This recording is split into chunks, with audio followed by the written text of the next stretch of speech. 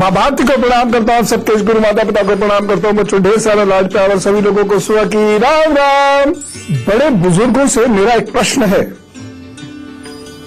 आप बताइए राम राज्य क्या है? भगवान राम की पूजा तो घर घर में होती है, भारतीय संस्कृति के प्रतीक है राम जी। भारतीय गवर्नेंस की यानी भारतीय शासन पद्धति का लक्ष्य है राम राज्य। लेकिन ये राम राज्य है क्या माताओं भाइयों, बाबूजियों, दादियों, माता पिता? बताइए, पूछ रहा हूं आपसे, नहीं पता। अधिक से अधिक हम ये कह देंगे राम राज्य एक ऐसा राज्य है जिसमें कोई बीमार नहीं पड़ता था, सब एक दूसरे के साथ हिलमिल कर रहते थे, जिसमें कोई गरीब नहीं था, राजा प्रजा की सुनता था, प्रजा राजा का साथ देती थी, सब खुशहाल थे, ये राम राज्य था। अगर ऐसा राम राज्य था तो राम जी को जगह जगह युद्ध क्यों करने पड़े, वहां राक्षस क्यों थे? इसका मतलब ये है कि हम पूजा तो कर रहे हैं भगवान जी की, लेकिन भगवान जी को जानने की कोशिश कभी नहीं की, भगवान जी के समय को भी जानने की कोशिश नहीं की, क्योंकि हम ये मान के चलते रहे कि बादलों के ऊपर खड़े हो जाते हैं देवी देवता और भगवान जी। नहीं, वो हमारे और आपके जैसा जीवन जीते हैं। खैर, जो नहीं पता उसे जानने की कोशिश करेंगे, और ये इसलिए भी आवश्यक है क्योंकि मेरे जो ये बच्चे हैं, ये जो युवा जनता है आज भारत की, ये जानना चाहती है। इसे बहुत सारी बातें पचती नहीं है, और ये बात ठीक भी है, ये लोग ठीक सोचते हैं आकार के 30 अस्त्र शस्त्रों के बारे में, क्योंकि कोई भी युग एकदम शांत युग नहीं था, ये कोरी कल्पना है। किसी युग में निरोगता थी, आरोग्य था, ये गलत है। रोग हर युग में है, द्वेष हर युग में है, दुष्ट हर युग में है, दुष्टों का दलन हर युग में हुआ है, और वैज्ञानिक हर युग में है, सिद्धि साधना करने वाले हर युग में है, ऋषि आज भी हैं। अब धर्म को और संस्कृति को एक दूसरे कोण से देखने की आवश्यकता है। तो आज बात अस्त्र शस्त्र की, ध्यान से सुनिए। देवी देवताओं के हाथ में अस्त्र शस्त्र क्यों है, कौन से हैं, इसका कारण क्या है? लेकिन इधर सशस्त्र की जानकारी से पहले हम जानकारी लेंगे मेष, वृषभ और मिथुन राशि की। मेष राशि, आज का दिन शुभ नहीं कहा जा सकता, भाग्य पक्ष कमजोर है, मन व्यथित रहेगा आपका, एक सावधानी जरूर बरतिएगा, महत्वपूर्ण कार्य इस दिन नहीं करें और परिवार में शांति बनाए रखें। उपाय क्या करेंगे? चावलों का दान कीजिए और माता जी के पैर छू के आशीर्वाद लेकर फिर अपने काम पर जुटिए। यदि माता जी साथ नहीं है, पास नहीं है, तो दूर से उनको प्रणाम कीजिए या फोन से बात करके आशीर्वाद लेकर फिर अपना कार्य कीजिए, तो सब ठीक करेंगे।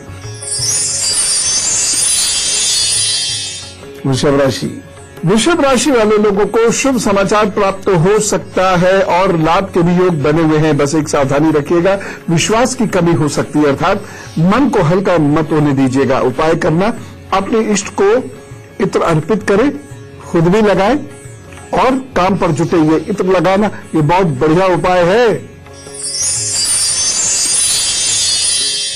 मिथुन राशि, आज कार्यस्थल पर सफलता के योग बने हुए हैं, अधिकारी, सीनियर्स, बॉसेस ये आपकी मदद करेंगे, बस एक सावधानी रखिएगा, भाषा पर नियंत्रण रखें, कटु वचन ना बोले। उपाय क्या करना है? मजदूरों को लाल मिठाई का दान कीजिए या लाल दाल का दान कीजिए और फिर अपने काम पर जुटिए, तो सब ठीक करेंगे। जब तक हम अपने ऋषि, अपने भगवान, देवता, अवतार आदि के समय को, उनके विचारों को समझेंगे नहीं, तब तक उनके विचारों की स्थापना कर नहीं पाएंगे। यही बहुत बड़ा कारण रहा कि राम के देश में जहां घर घर में राम की पूजा होती है, वहां भी राम राज्य स्थापित नहीं हो पाया। खैर कोई बात नहीं, हम लोग करेंगे अब मिलके, है ना। रामायण के 30 अस्त्र शस्त्र की जानकारी मैं आपको देने वाला हूं। राम जी ने किस अस्त्र से रावण का वध किया है? लंकापति रावण के पास कौन सा अस्त्र था?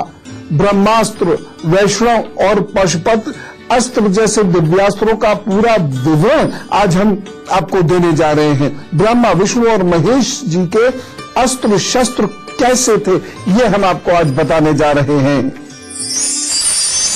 अरे तू तो एक बहरूपिया है जो राजाओं के वस्त्र पहनकर इस सभा में आ बैठा है।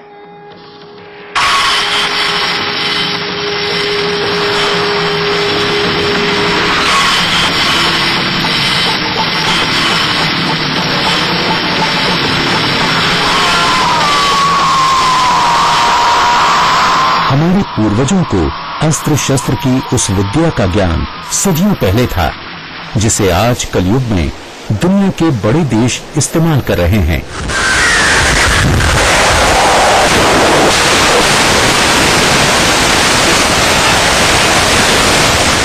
प्राचीन काल में दुष्टों के विनाश के लिए अस्त्र शस्त्र का निर्माण किया गया था।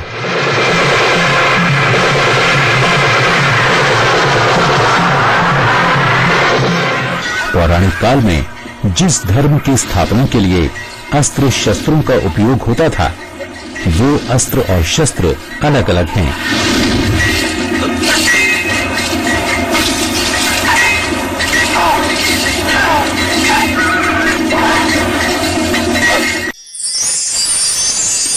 कुछ शब्द जो होते हैं ये बड़े महत्वपूर्ण होते हैं। जैसे हम एकदम कह देते हैं ना ऋषि मुनि, ये ऋषि मुनि कौन है? बहुत सारे लोगों को कह देते बड़े बड़े विद्वान लोग आज के युग में भी ऋषि हैं, मानने को तैयार ही नहीं होते हैं। ये प्राचीन नहीं होते थे, आज नहीं होते। क्यों नहीं होते? प्राचीन काल को इस काल से बहुत अलग था। क्या उस वक्त मानव के 4 पैर हुआ करते थे? क्या सर पर सींग हुआ करते थे? तो हमें अब इन शब्दों को गहराई से जानना होगा, नहीं तो हम अपनी संस्कृति की रक्षा नहीं कर पाएंगे। ऐसे ही हम बोलते हैं अस्त्र शस्त्र। अस्त्र का अर्थ क्या है, शस्त्र का अर्थ क्या है? तो अभी मैं आपको बताऊंगा अस्त्र क्या होता है, शस्त्र क्या होता है और किस प्रकार कलयुग में भी चलाए जाने वाले अस्त्रों और शस्त्रों का आधार कहीं भारत की संस्कृति की गोद और गर्भ में छुपा हुआ है। मैं आपको बताता हूं कर्क सिंह और कन्या राशि का हाल। कर्क राशि, आज शारीरिक अस्वस्थता का सामना करना पड़ सकता है, कार्यों में अवरोध उत्पन्न हो सकता है, एक सावधानी बरतिएगा। मंगल कार्य और पूजा में मन थोड़ा सा उचटेगा, लेकिन मन को उचटने मत दीजिएगा, पूजा में लगा के रखिएगा। उपाय क्या करना है? चंदन का तिलक लगाइए और दिन में 4-5 बार गहरी सांस लेकर अपने काम पर जुटिए, फिर सब ठीक करेंगे। सिंह राशि, आज भाग्य साथ नहीं दे रहा है, बने हुए कार्यों में विरोध आ सकता है, एक सावधानी रखिएगा, क्रोध मत कीजिएगा और वाहन व यात्रा में थोड़ा अलर्ट रहे। उपाय क्या करना है? सूर्य को अर्घ्य दीजिए और सूर्य के 12 नामों का पाठ कीजिए, अपने काम पर जुटिए, वो सब ठीक करेंगे। कन्या राशि, आज परिवार के साथ पार्टी कर सकते हैं, खुशी मना सकते हैं, तब जीवन साथी का भी आपको सहयोग मिलेगा। यदि है तो सावधानी क्या रखनी है? किसी को धन उधार मत दीजिएगा। और उपाय क्या करना है? बुद्धाय नमः का जप कीजिए, फिर अपने काम पर जुट जाइए, फिर सब ठीक करेंगे। चलिए अब अस्त्रों की बात से शुरू करते हैं। आपने सुना होगा ब्रह्मास्त्र छोड़ दिया, क्या मतलब है? ब्रह्मास्त्र ये क्यों ऐसे लगाया है? दिव्यास्त्र, दिव्य अस्त्र, यहां अस्त्र क्यों लगा है? क्या मतलब होता है अस्त्र का? कोई ना कोई कारण तो होगा। राम जी को ब्रह्मास्त्र क्यों चलाना पड़ा? कोई तो कारण होगा। अस्त्र क्या है? हर युग में ब्रह्मास्त्र है, तो ये ब्रह्मास्त्र क्या है? कभी समझने की कोशिश करेंगे तो गर्व होगा अपनी संस्कृति पर, अपने देवताओं पर। अस्त्र का अर्थ होता है दूर से प्रक्षेपण करना, यानी दुश्मन बहुत दूर है, हम उसके साथ क्लोज कम्बैट नहीं कर रहे हैं। जैसे तलवार से करते हैं ना, क्लोज कम्बैट करते हैं, वो नहीं कर रहे हैं। हम दूर हैं और हमने दुश्मन पर अस्त्र फेंका है। दूर से अस्त्र फेंकते हैं, वह दुश्मन को एक निश्चित स्थिति में जाकर हिट करता है और इस अस्त्र को चलाने के लिए हम अपने बाजुओं का इस्तेमाल करते हैं। इस तरीके का एक निश्चित ट्रैजेक्टरी पर इसको फेंकते हैं, और या फिर इसको चलाने के लिए हम धनुष का इस्तेमाल करते हैं। धनुष पर बाण रखते हैं और फेंकते, तो ये बाण जो है ये अस्त्र है, ये दूर से जाकर हिट करता है। अब ये चलता कैसे है? देखिए, जो आजकल भी आर्चरी होती है उसमें बाण होते हैं। आजकल हमारे पास 100 मीटर तक 200 मीटर तक न जाने आप में से कितने लोगों ने भील संस्कृति देखी। मैंने देखी है, भीलों के बीच में मैं गया हूं, वहां उनके धनुष तीर भी मैंने चलाकर देखे हैं। तो 100-150 मीटर तक या कुछ ऐसे बड़े भी होते हैं जो 200 मीटर तक मार करते हैं।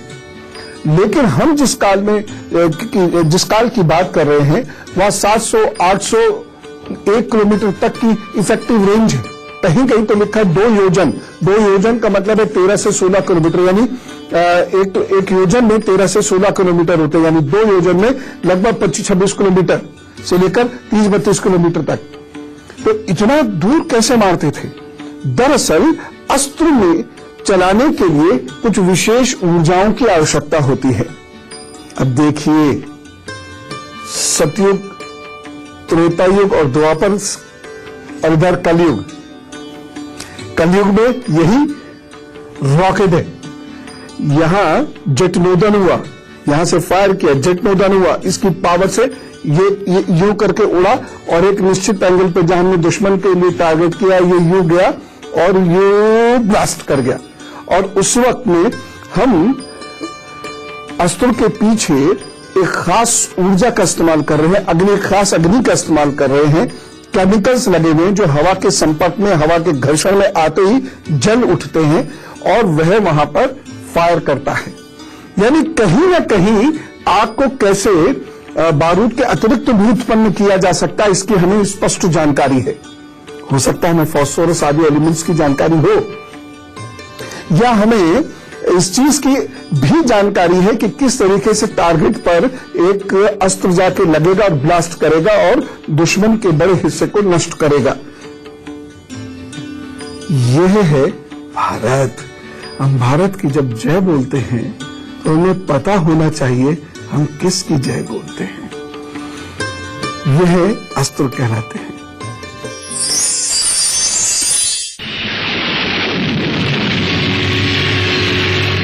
आइए अब आपको उन अस्त्रों की जानकारी देते हैं जिन्हें सदियों पहले हमारे पूर्वजों ने इस्तेमाल किया था। सबसे बड़े अस्त्र का नाम महाअस्त्र है। इसमें 3 दिवास्त्र आते हैं। ब्रह्मास्त्र, ये परमपिता ब्रह्मा का अस्त्र माना जाता है। ये अचूक विकराल अस्त्र है, शत्रु का नाश करके ही छोड़ता है। इसको दूसरे ब्रह्मास्त्र से ही रोका जा सकता है। प्राचीन काल के अस्त्रों में ये सर्वाधिक प्रसिद्ध अस्त्र है। ब्रह्मास्त्र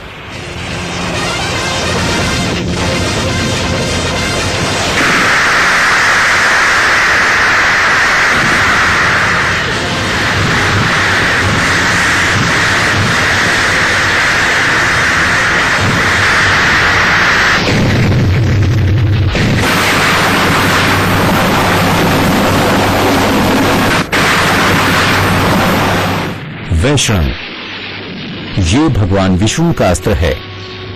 इस अस्त्र को कोई नहीं रोक सकता। इस बाण का दुनिया में कोई मुकाबला नहीं कर सकता था। इसे रोकने का केवल एक ही तरीका था कि शत्रु अस्त्र छोड़कर नम्रतापूर्वक स्वयं को अर्पित कर दे, जिसे आज की भाषा में आत्मसमर्पण कहते हैं। कहीं भी हो, ये बाण सीधे शत्रु में जाकर भेद करता है। इस बाण के सामने झुक जाने पर ये विनाश नहीं करता।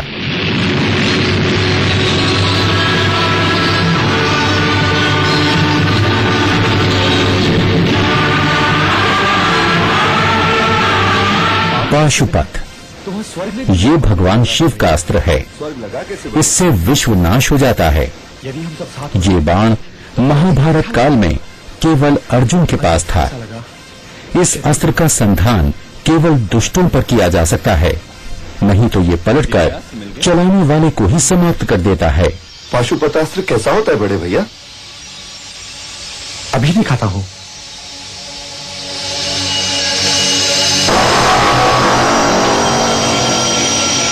तनिक इसे चलाकर इसका चमत्कार तो दिखलाओ प्रिय अर्जुन। अवश्य भ्राताश्री। सावधान अर्जुन, दिव्यास्त्र क्रीड़ा की वस्तु नहीं होते और ये तो महादेव का अस्त्र है। यदि प्रकृति का विनाश चाहते हो तो इस अस्त्र का प्रयोग करो। अस्त्र की अनेक ऊर्जाओं में से एक ऊर्जा है मानसिक ऊर्जा, मांत्रिक ऊर्जा भी इसे कह सकते हैं। दरअसल मंत्र के जो शब्द होते हैं, जो बीज होते हैं, वह एक निश्चित ऊर्जा हमारे अंदर उत्पन्न कर सकते हैं। आज हम इसे भूल गए हैं, आज हमें इसका पता नहीं है, लेकिन वह ऊर्जा हमारे अंदर बढ़ती चली जाती है और हम उस ही ऊर्जा का इस्तेमाल किसी मैटर के लिए कर सकते हैं। यानी हम अपनी ऊर्जा वाली जो वेव्स हैं उनको कन्वर्ट करते हैं और वह किसी मैटर को प्रोजेक्ट कर सकती है। ये वो जानकारियां हैं जिसके बारे में ये नहीं कहा जा सकता कि ये नहीं है, क्योंकि इन जानकारियों के छोटे स्वरूप आज भी बहुत सारे लोगों के पास हैं। जैसे कोई बैठा हुआ आपके बारे में जान सकता है, आपके घर के बारे में जान सकता है, आपसे मस्तिष्क की तरंगों से बात की जा सकती है, आप हजारों किलोमीटर दूर हैं उसके बावजूद आपसे बात की जा सकती है। समाधि की सूक्ष्म या तुरीय अवस्था में शरीर से ही बाहर आया जा सकता है और दुनिया को देखा जा सकता है, समझा जा सकता है। तो ऐसा नहीं है कि ये चीजें नहीं है। बीज मंत्र के रेगुलर जप करने से, नियमित जप करने से हम अपनी तकदीर बदल सकते। ओम शब्द के साथ यह प्रयोग किया है। साउंड के अंदर एक मारक क्षमता भी होती है जिसका जर्मनी सेकेंड वर्ल्ड वॉर में इस्तेमाल कर चुका है, साउंड वेपन बना के। तो हम ये नहीं कह सकते ये नहीं है। हाँ, इसका प्रयोग टीम में कैसे किया जाता है यह रिसर्च का विषय है और रिसर्च होगी। हमारे जैसे लोग ढूंढ लाएंगे सारी चीजें, बस लगे रहें और इस संस्कृति में, इस भारत माता पे, अपने ईश्वर और ईश्वर के समय पर, अपने भगवान, उनके अवतारों पर, देवताओं पर विश्वास करें और उनके समय की जानकारियां उपलब्ध करें।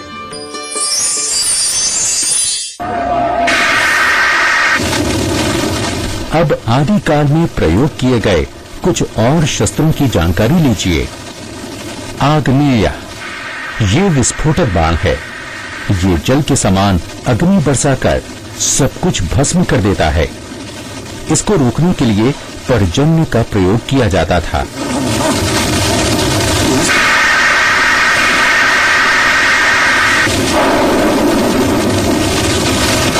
पर्जन्य ये आग्नेय का प्रतिकार बाण है। ये जल बरसाकर अग्नि को शांत कर देता है।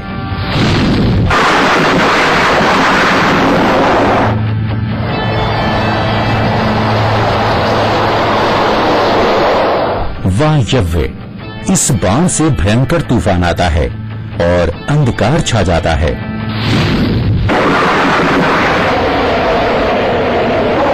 पन्नग, इससे सर्प पैदा होते हैं।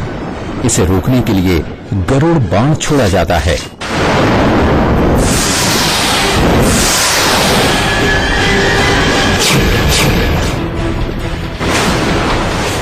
क्या हो गया प्रभु? गरुड़, इस बाण के चलते ही गरुड़ उत्पन्न होते हैं जो सर्पों को खा जाते हैं।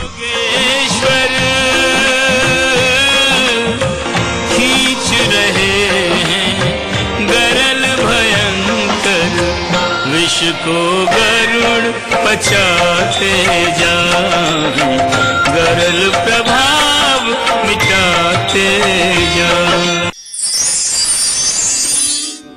ये है अस्त्र। अब आप समझ रहे होंगे। अब की बात जाइएगा दुर्गा जी की प्रतिमा देखिएगा, अब की बात जाइएगा विष्णु जी की प्रतिमा देखिएगा, शिव जी की प्रतिमा देखिएगा। शिव जी की बात आई तो शिव जी के पास अभी अस्त्र कम है,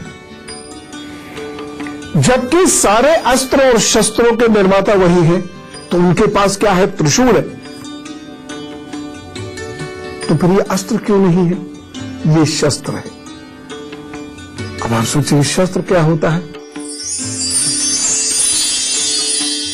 एक बड़ा अच्छा प्रश्न है अनुजा खुराना जी का।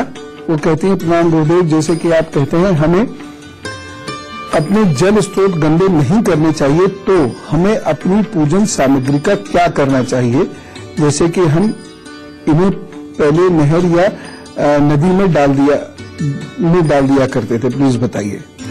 बहुत अच्छा प्रश्न है अनुजा जी। देखिए, अब वो वक्त गए, समय के अनुसार परिपाटियां बदलती आई है।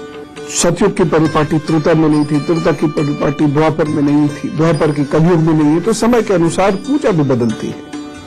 इवन गणेश जी का स्वरूप देखिए, गणेश जी के कलयुग के गणेश जी अलग है, सतयुग के अलग है, द्वापर के अलग है। तो अब कोई भी पूजा सामग्री बस इतनी सी परिपाटी के वजह से बस प्रवाहित कर दें, लेकिन बाकी उसे खेतों में डाल दें, गमलों में डाल दें, ठीक है ना, बस इतना सा कर दें। अब नदियों को गंदा नहीं करना है। ये मैं जानता हूं कि पूजा सामग्री से नदी 2% 3% से ज्यादा गंदी नहीं होती, लेकिन उतना भी क्यों करें? ज्यादातर गंदगी, बहुत सारे लोग नेगेटिव आर्ग्यूमेंट्स देते हैं कि गंदगी तो मल से होती है, सेवर से होती है, फैक्ट्रीज से होती है। बात ठीक है, पूजा सामग्रियों से नहीं होती, सिर्फ पूजा सामग्री डालते रहो। नहीं, ऐसा नहीं कि नहीं होती है, कम होती है, लेकिन उतनी भी गंदी हम क्यों करें? जहां पर पानी का स्तर बहुत कम है, वहां पर ढेर की ढेर जब पूजा सामग्री पड़ती है, और पूजा सामग्री लोग कैसे डालते हैं ये भी मैं आपको बता रहा हूं। कौन सा आदर भाव से डालने वाले लोग तो 10% हैं। ज्यादातर लोग गाड़ी से जा रहे हैं, गंगा जी आई, खिड़की में से हाथ निकाला, पॉलीथीन के अंदर से, खिड़की में पॉलीथीन है, पॉलीथीन के अंदर पूजा सामग्री, खिड़की से हाथ निकाला और फेंक दी पॉलीथीन सहित। तो इसे तो डिस्करेज करना पड़ेगा। तो सफाई तभी होगी पूरी तरीके से, इसीलिए बस नाम मात्र का उपाय वहां करें, बाकी जो भी पूजन सामग्री होती है उसको गमले और खेतों में डाल देना चाहिए। उससे कोई प्रॉब्लम नहीं होती, उससे कोई फर्क नहीं पड़ता। देवताओं को उनका अंश मिल गया होता है। कैसे? जब अग्नि में हम प्रज्वलित करते हैं कुछ, तो ठीक है, तो ऐसे करिए। गेंदे के फूल हैं, डाल दीजिए गमलों में, उनमें से कुछ पुनः गेंदा बन जाएंगे, कितना अच्छा लगेगा, है ना? इस तरह से किया। और भी बहुत सारे रास्ते हैं, आप निकाल सकते हैं। ज्ञान की गंगा आज बड़ी निर्बाध गति से, अविरल गति से वही चली जा रही है। देखिए, अल्प विराम ले लेते हैं, अल्प विराम के बाद पुनः उपस्थित होता हूं और फिर इस ज्ञान गंगा में डुबकी लगाएंगे।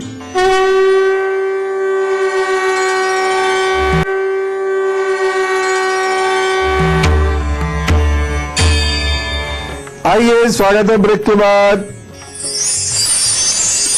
तुला, वृश्चिक और धनु राशि का हाल बता दो। तुला राशि आज ऊर्जावान है, जमकर कार्य कीजिएगा, परिणाम अनुकूल होंगे, शत्रु इस दिन शांत रहेंगे। एक सावधानी, अपने आचार्य को प्रणाम कीजिएगा, उसकी सम्मान दीजिएगा, उन्हें अपने काम पर जुटिएगा तो सब ठीक करेंगे। उनको सम्मान देने से आपके बुरे ग्रह शांत होंगे। उपाय क्या करना है? गाय को रोटी दीजिएगा तो सब ठीक करेंगे। वृश्चिक राशि, आज आपका पेट खराब हो सकता है और भावनाओं को अपने ऊपर हावी ना होने दे, नहीं तो कोई गलत डिसीजन हो सकता है। एक सावधानी रखिएगा, संतान पर ध्यान दीजिए और उनकी देखभाल कीजिए। उपाय क्या करना है? माता जी को प्रणाम कीजिए, फिर अपने दिन का आरंभ कीजिए, सब ठीक होगा। धनु राशि, आज का दिन खराब कहा जाएगा, इसलिए ध्यान रखिएगा। माता जी से भी मतभेद हो सकते हैं, थोड़ा ध्यान रखिएगा। भाग्य पक्ष बहुत सपोर्ट नहीं कर रहा है, बस एक सावधानी रखें, कोई विशेष निर्णय नहीं लें और यात्रा को भी अवॉइड करें। उपाय क्या करना है? हल्दी डालकर दूध पीजिए, अपने काम पर जुटिए। क्या एक प्रतिमा की नहीं, हम एक संस्कृति की जय बोलते हैं, लेकिन क्या इस संस्कृति में केवल पूजा पाठ है? इसने उसकी पूजा करी, उसने इसकी पूजा करी, उसने उसकी पूजा, बस यही है। संस्कृति में पूजा का विधान क्यों रखा गया? कब से रखा गया? वास्तविक पूजा है क्या? कभी इधर सोचा? बच्चों के मन में ये प्रश्न होते हैं, आई अप्रिशिएट दैट। बड़े तो पूछना ही नहीं चाहते, नौकरी शादी, नौकरी शादी, नौकरी शादी, बस जैसे जिंदगी में इसके अतिरिक्त कुछ है ही नहीं। वो है धरती है ही नहीं, जिस धरती पर हम खड़े हैं, जिसकी वजह से हमें सब कुछ मिला है और मिलेगा, जिस धरती पर हमारे अवतार उत्पन्न हुए हैं, उस धरती का भी तो कुछ सोचना होगा, उस धरती की संस्कृति का भी तो कुछ सोचना होगा। उसके बारे में जानकारी लिए बिना क्या हम उस संस्कृति की रक्षा कर सकते हैं? तो ये पूजा की वजह से क्या हम विश्वगुरु थे? बोलिए, नहीं, हम विश्वगुरु थे अपने ज्ञान की वजह से, और उस ज्ञान को पाने का आधार बनी पूजा। लेकिन कौन सी पूजा, इसके बारे में बात करेंगे बाद में। लेकिन मैं अब आपको शस्त्रों के बारे में बताना चाहता हूं। शस्त्र का क्या अर्थ है? शस्त्र वह है जिसमें ऊर्जाएं उत्पन्न की जाती हैं और उस ऊर्जा को यांत्रिक रूप से उत्पन्न किया जाता है। कंफ्यूज मत होइएगा। अस्त्र को मांत्रिक ऊर्जा से, मानसिक ऊर्जा से, शारीरिक ऊर्जा से चलाया जाता है, जबकि शस्त्र को हम यांत्रिक ऊर्जा से चलाते हैं। अस्त्र में जो अग्नि आदि उत्पन्न होती है, उसका तेज जो उत्पन्न होता है वह मांत्रिक है। वह हमारे मानसिक बल, हमारी तपस्या, हमारी साधना के आधार पर है।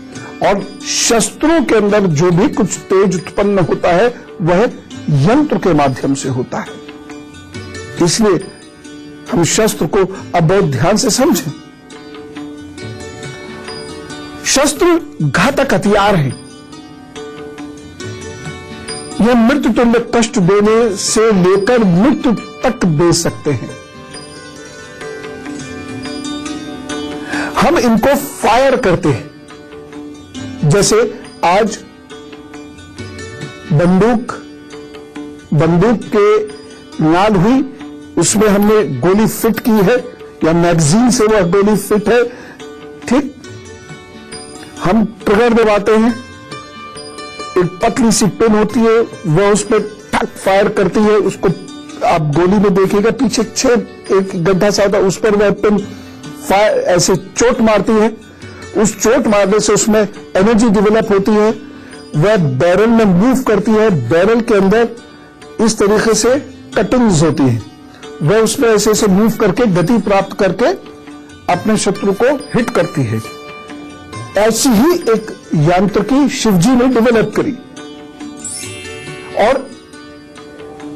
इसी तरीके से बहुत सारे शस्त्र शिवजी ने डेवलप किए हैं और डेवलप करके लोगों को दिए हैं। क्योंकि शिव समझ गए थे कि मैंने जो मनुष्य बनाए हैं उनमें से कुछ तो देवता हो गए हैं, लेकिन कुछ राक्षस भी हैं, और ये राक्षस जो उनका नहीं है उसको कब्जाने की कोशिश करेंगे। इसे रोकना होगा। अगर नहीं रोका तो उससे अधर्म फैल जाएगा। एक मनुष्य मेहनत करेगा, दूसरा मनुष्य उसकी मेहनत पर काबिज हो जाएगा। इसीलिए इन दुष्टों के दमन के लिए शस्त्र का प्रयोग उन्होंने करना सिखाया है। वे सभी शस्त्रों के जनक है। Shivji was a great scientist. शक्ति ये लंबाई में गज भर होती है, हैंडल बड़ा होता है, मुंह सिंह के समान होता है। इस शस्त्र में एक बड़ी तेज जीभ और पंजे होते हैं। इसका रंग नीला होता है और इसमें छोटी छोटी घंटियां लगी होती हैं। ये बड़ी भारी होती हैं और इसे दोनों हाथों से फेंका जाता है। लक्ष्मण को लक्ष्य बनाए लियो, सीधी उड़ जाए धसी बरछी।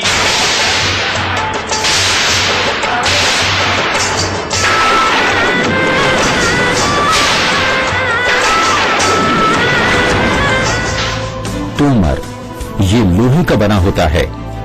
ये बाण की शक्ल में होता है और इसमें लोहे का मुंह बना होता है। सांप की तरह इसका रूप होता है। इसका धड़ लकड़ी का होता है। नीचे की तरफ पंख लगाए जाते हैं जिससे वो आसानी से उड़ सके। ये 1.5 गज लंबा होता है। इसका रंग लाल होता है। रामायण में इसका काफी वर्णन मिलता है। पाश ये कई प्रकार के होते हैं। नागपाश, वरुण पाश, साधारण पाश इत्यादि। इस्पात के महीन तारों से बनाए जाते हैं। एक सिर त्रिकोणवत होता है, नीचे जस्ते की गोलियां लगी होती हैं। कहीं कहीं इसका दूसरा वर्णन भी मिलता है। वहां लिखा है कि वो 5 गज का होता है और सन, रुई, घास या चमड़े के तार से बनता है। इन तारों को बटकर इसे बनाते हैं।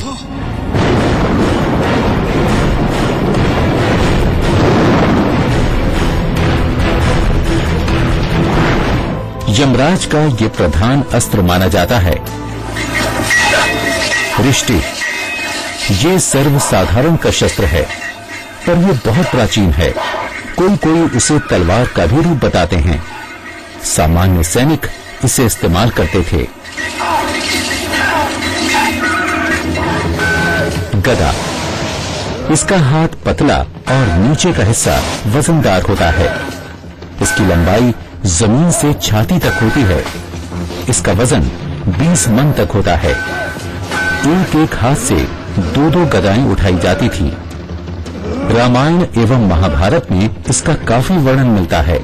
भगवान विष्णु, हनुमान, भीम, बलराम, दुर्योधन, जरासंध, शल्य इत्यादि का ये प्रधान शस्त्र था। बजरंगबली जी के हाथ में तो गदा सदा ही रहता है।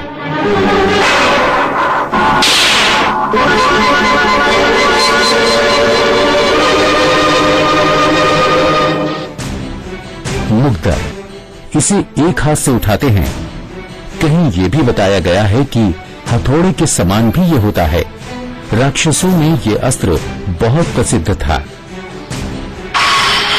चक्र, ये दूर से फेंका जाने वाला नुकीला गोल हथियार होता था। भगवान विष्णु और श्री कृष्ण का ये प्रधान हथियार माना जाता है।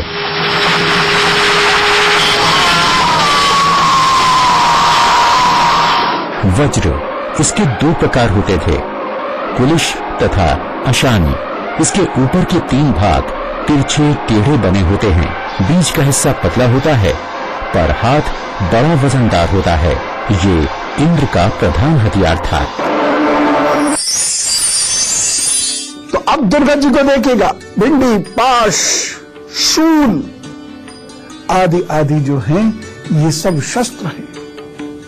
श्री कृष्ण जी के हाथ में जो सुदर्शन चक्र है, वह वही शस्त्र है।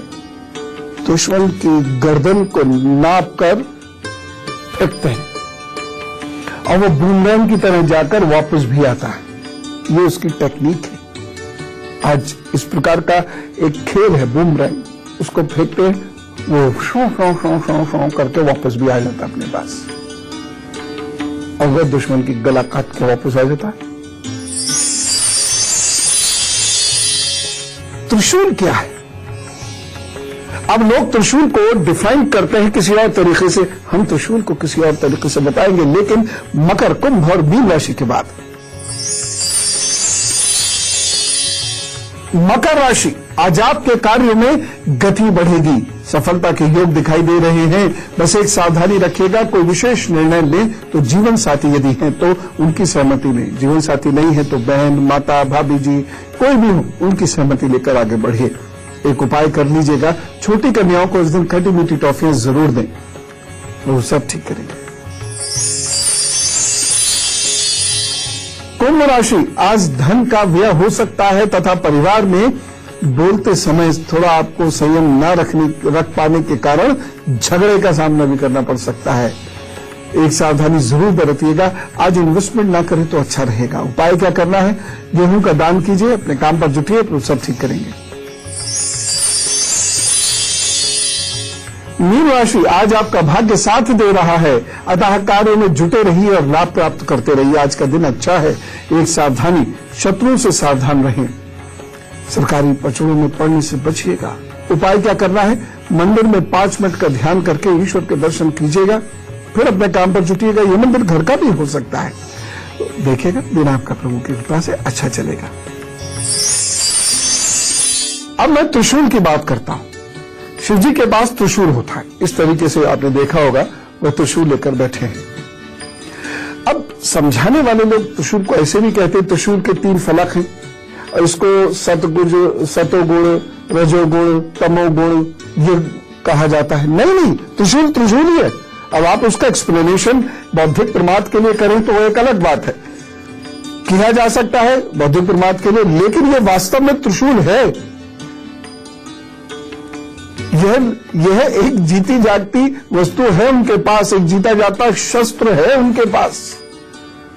और ये शस्त्र उस वक्त शिव जी की कृपा से इतना ज्यादा पॉपुलर था कि क्या त्रिविष्टप क्षेत्र, क्योंकि हमारा देव क्षेत्र तो त्रिविष्टप क्षेत्र और क्रीट क्षेत्र है।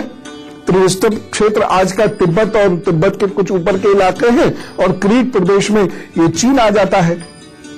और चीन में भी अनेकों ऐसी आकृतियां गुफाओं के अंदर मिली हैं जिसमें त्रिशूल है।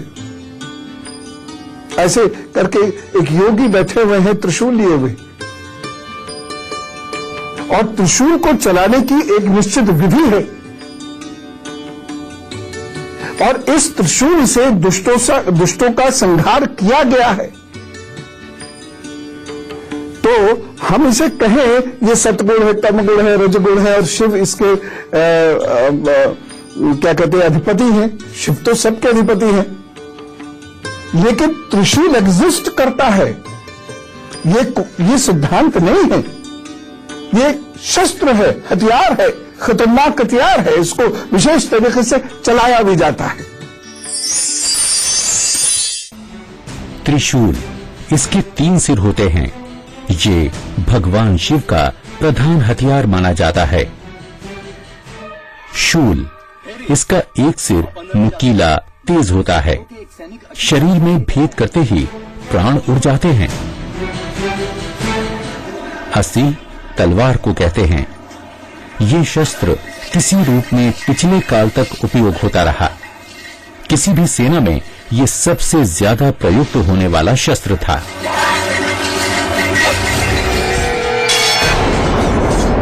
खड्ग, ये तलवार का ही विशाल रूप है, जो बलिदान का शस्त्र माना जाता है। दुर्गा चंडी का ये प्रधान शस्त्र माना जाता है।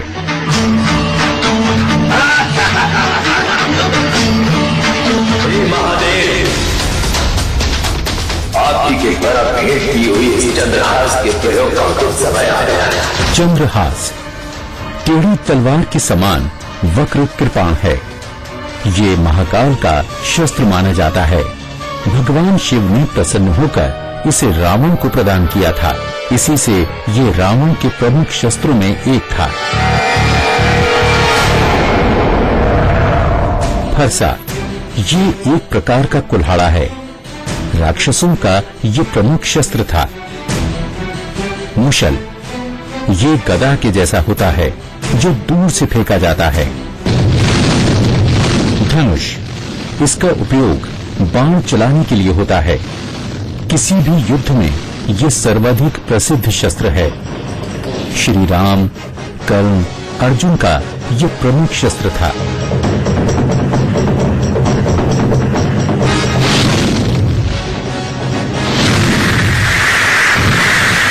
बाण, सायक, शर और तीर, नाराज, सूचीमुख आदि बाण कई प्रकार के होते हैं। हमने ऊपर कई बाणों का वर्णन किया है। युद्धों का उल्लेख बाण के बिना पूरा नहीं होता। परिख, इसमें एक लोहे की मूठ होती है। दूसरे रूप में ये लोहे की छड़ी भी होती है, और तीसरे रूप के सिरे पर वजनदार मुंह बना होता है। ये द्वंद्व युद्ध के समय इस्तेमाल किया जाता था। भिंडीपाल, ये लोहे का बना होता है। इसे हाथ से फेंकते हैं। इसके भीतर से भी बाण फेंकते हैं। इसका ऊपरी हिस्सा हल के समान होता है। इसके बीच की लंबाई 5 गज की होती है। पट्टिश, ये एक प्रकार का कुल्हाड़ा है। अब बात करते हैं जन्मदिन फल की। हम में से आज कुछ लोगों का जन्मदिन है, तो सारे लोग इकट्ठा होकर कहिए wish you very happy birthday. ध्यान से कुछ एक बातें सुनिएगा। वैसे ये आगे आने वाले 12 महीने हैं अच्छे, लेकिन बाधाओं के साथ। ये वर्ष मिलता है, मैं कहूं एक लाइन में तो बाधाओं का वर्ष है। इस वर्ष पार्टनरशिप, मित्रता प्रेम संबंध, इन सब में थोड़ी थोड़ी बाधाएं आएंगी। स्वास्थ्य पर भी थोड़ा असर पड़ता हुआ दिखाई दे रहा है, पर व्यवसायिक स्तर पर शुभ फल प्राप्त होते दिखाई दे रहे हैं। नौकरी और व्यापार दोनों में यात्राओं के योग बनेंगे और यात्राओं से लाभ होगा। अगर मैं आपके कुछ अच्छे महीने गिनने शुरू करूं तो वह है सितंबर, दिसंबर और फरवरी और अगस्त भी, लेकिन नवंबर में आप कुछ परेशानी महसूस कर सकते हैं। अगली नवंबर 2017 में आप कुछ परेशानी महसूस कर सकते हैं। कुछ सावधानियां जरूर रखिएगा। नए रिश्ते जुड़ेंगे तो जरूर, लेकिन वह कष्ट न दे, इस बात के लिए बहुत सावधान रहिएगा। बहुत मैच्योरिटी के साथ अपने रिश्तों को निभाने की कोशिश कीजिएगा, बहुत एक्सपेक्टेशन रखिएगा मत। घर संबंधी, फ्लैट संबंधी या घर की रेनोवेशन संबंधी कोई नई बड़ी अच्छी चीज खरीदने से, गाड़ी, एसी वगैरह, ये भी आप खरीदेंगे आगे आने वाले 12 महीनों में, या इन संबंधी कुछ कार्य होंगे आपके आगे आने वाले 12 महीनों में। घर में कोई मंगल कार्य भी होगा आगे आने वाले 12 महीनों में, लेकिन कुछ उपाय हैं, लगातार करते रहिएगा। शुक्रवार को दूध और नमकीन निर्धन कन्याओं में जरूर बांटें। चांदी में कौड़ी पहन लीजिएगा, चांदी में कौड़ी मड़वा कर पहन लीजिएगा, और मुझे पूरी उम्मीद है इसके बाद चीजें अवश्य बेहतर होंगी। स्त्रियों की मर्यादा का विशेष ख्याल जो लोग रखेंगे उन्हें विशेष सफलताएं प्राप्त होंगी, गिरोह के आधार पर बता रहा हूं। तो कुल मिला के बाधाएं हैं, लेकिन सफलता भी कम नहीं है, इसलिए ऑल द बेस्ट। भारत की संस्कृति बहुत महान है, और यदि भारत को हम समझ जाएं तो हमारी जिंदगी की आधे से ज्यादा समस्याएं खत्म होंगी, क्योंकि इस संस्कृति में रहने का ढंग है, रिश्ते निभाने का ढंग है, इस संस्कृति में विज्ञान है, इस संस्कृति में व्यापार है, इस संस्कृति में ऊंचा उठे कैसे, ये सारे गुण विद्यमान है। इस संस्कृति में व्यक्तित्व का निर्माण छुपा हुआ है। शरीर को निरोगी बनाने से लेकर अपनी आत्मा को ब्रह्म से मिलाने तक के सभी गुण और शिक्षाएं संस्कृति में निहित है। इस संस्कृति में मानव का सम्मान है। काश की संस्कृति को हम समझ पाते और हमने इस संस्कृति को केवल मंदिरों तक सीमित न रखकर इस संस्कृति को ब्रह्मांड में फैला दिया होता, तो आज बहुत सारी परेशानियां हमारे सम्मुख आती ही नहीं, और हम सिरमौर थे और सिरमौर ही रहते, नीचे कभी जाते ही नहीं। आक्रमणकारी हम पर कभी राज कर ही नहीं पाते। खैर, अब फिर से देश में एक पुनर्जीवन उत्पन्न हुआ है। एक रेनेसां पीरियड, पुनर्जागरण का समय इस देश के अंदर पिछले 6-7 वर्षों से चल रहा है। तो जितने मेरे जो बच्चे हैं, ये जो युवा जन है, इन्हीं संस्कृति के बारे में जरूर सीखना जानना चाहिए, जिससे समय आने पर योग, ज्योतिष, आयुर्वेद आदि के इस्तेमाल से ये स्वयं को, अपने परिवार को भी ठीक रख सके, और साथ ही साथ विज्ञान से इस समाज का निर्माण कर सके। इथिक्स से, नैतिकता से इस समाज को एक नई दिशा देकर राष्ट्र को इतना बलशाली बना दें कि कोई आंख उठाने से पहले ही डर जाए। तो ऐसी बहुत सारी जानकारियां आदान प्रदान उसका करते रहेंगे। फिलहाल चले, और आप खूब खुश रहिएगा, सबको खूब खुश रखिएगा। राम राम, नमस्कार, और कहिए भारत माता की जय।